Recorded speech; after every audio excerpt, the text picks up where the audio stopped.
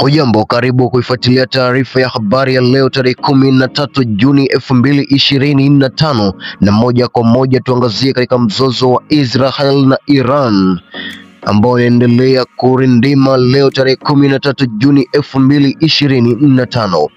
Israeli ilianzisha mashambulizi ya kijeshi ya ghafla dhidi ya maeneo muhimu ya Iran kupitia operation ya anga iliyopewa jina la Operation Rising Lion. Katika operation hiyo, Israeli ililenga zaidi ya vituo 100 vya kijeshi na vya nyuklia vya Iran, yakiwemo maeneo ya Natanz, Fordo, Hodab pamoja na kambi za kijeshi na vituo vya uzalishaji wa makombora.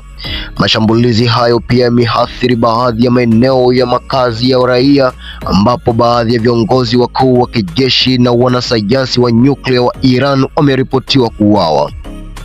Taarifa kutoka vyombo vya habari vya kimataifa kama Al Jazeera, Reuters na Guardian zimethibitisha kuwa miongoni mwa waliouawa ni pamoja na kamanda wa kikosi cha walinzi wa mapinduzi ya Kiislamu Hossein Salami na mkuu wa majeshi ya Iran Mohammad Bakri. Shirika la kimataifa la nishati ya atomiki limethibitisha kuwa baadhi ya maeneo ya nyuklia yaliharibiwa vibaya, lakini hadi sasa kiwango cha mionzi hakijaripotiwa kuwa hatarishi. Waziri Mkuu wa Israel Benjamin Netanyahu ametangaza wazi kuwa hatua hiyo ni sehemu ya jitihada za kuzuia Iran kupata silaha za nyuklia, akisisitiza kuwa operation hiyo itaendelea kwa muda wowote utakaohitajika hadi tishio litakapotokomezwa kabisa. Amesema kuwa Israeli haiwezi kusubiri hadi wakati ambapo Iran itakuwa tayari kutumia silaha za maangamizi. Iran haikukaa kimya saa chache baada ya mashambulizi ya Israel Tehran.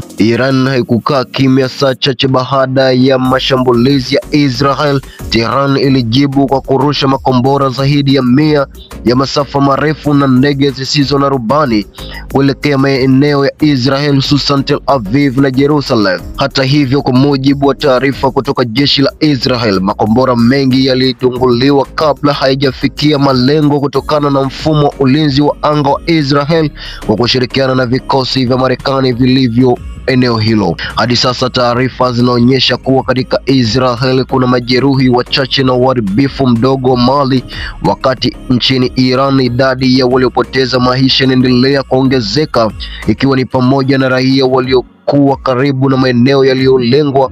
Waziri wa afya wa Iran amethibitisha kuwa zaidi ya watu 300 wamejeruhiwa, huku hospitali zikijaa wagonjwa kutokana na milipuko mikubwa iliyoathiri majengo ya raia. Mgogoro huu unaendelea kuzua taharuki kubwa kimataifa, ambapo bei ya mafuta imepanda ghafla duniani.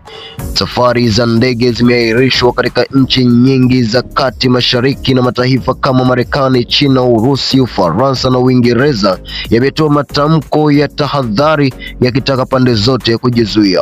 Umoja wa Mataifa umewasiliana na pande zote mbili, huku ukitisha mkutano wa dharura wa Baraza la Usalama ili kujadili hatma ya usalama wa eneo hilo. Hali ya sasa inaonyesha kuwa huenda mzozo huu ukageuka kuwa vita pana ya kikanda endapo hakuna jitihada za haraka za kidiplomasia. Wataalamu wa usalama wa kimataifa watahadharisha kuwa mashambulizi zaidi huenda yakalenga maeneo mengine ya kistratejia kama Iraq, Syria na Lebanon. Tayari kundi la Hezbollah lenye makao yake Lebanon limetangaza kuunga mkono Iran na kuonya Israel dhidi ya kuendelea na operation zake. Mpaka sasa Iran imeeleza kuwa mashambulizi ya Israel ni uvunjaji wa wazi wa sheria za kimataifa na uhuru wa taifa hilo. Wamesisitiza kuwa watatetea ardhi yao kwa gharama yoyote. Kwa upande wa Israel, serikali yake inaamini kuwa hatua waliochukua ni ya kujilinda kabla ya hatari kubwa kutokea, hasa ikizingatia ripoti zinaonyesha Iran kuwa karibu na kukamilisha utengenezaji wa silaha ya nyuklia. Taarifa hii inaendelea kufanyiwa ufuatiliaji ufuatiliaji wa karibu kadri hali inavyoendelea kubadilika. Dunia inasubiri kuona kama sauti za diplomasia zitachukua nafasi au kama mzozo huu utageuka kuwa janga kubwa zaidi la kijeshi ambapo litaingiza Mashariki ya Kati na dunia kwa ujumla katika kipindi kigumu cha machafuko. Hii ni Dems Media na mimi ni Abdul Juma. Nikukaribisha kwa mara nyingine kufuatilia taarifa hizi za habari, lakini usikose kusubscribe, like na kucomment pia. Sambazia wengine taarifa hii na kuijuza dunia.